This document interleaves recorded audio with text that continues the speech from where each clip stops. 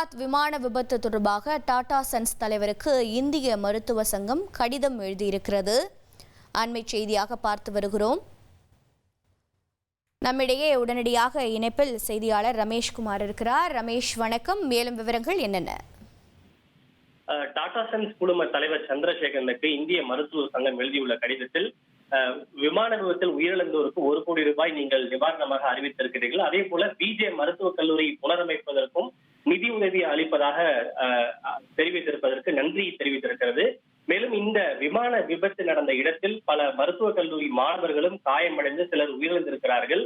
அவர்களுடைய குடும்பத்திற்கும் இதே போன்ற ஒரு ஆதரவை நாம் வழங்க வேண்டும். எனவே இந்த விமான விபத்தால் பாதிக்கப்பட்ட பிஜே மருத்துவக் கல்லூரியினுடைய மாணவர்கள் மற்றும் அவர்களின் உறவினர்களுக்கும் நிதி உதவி உள்ளிட்ட இதர ஆதரவை வழங்க வேண்டும் எனவும், இவர்கள் பாதிக்கப்பட்டவர்கள் மட்டுமல்ல, நமது சுகாதார அமைப்பினுடைய வருங்கால தூண்களாக திகழ்கின்றனர். எனவே அவர்களுக்கும் நிதி உதவி உள்ளிட்ட மற்ற ஆதரவை வழங்குமாறு வேண்டுகோள் விடுப்பதாக இந்திய மருத்துவ சங்கம் டாடா குழும தலைவருக்கு வேண்டுகோள் விடுத்திருக்கிறது.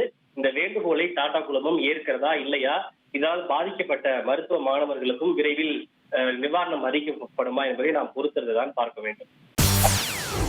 செய்திகளை உடனுக்குடன் தெரிந்து கொள்ள உடனே சப்ஸ்கிரைப் பண்ணுங்க.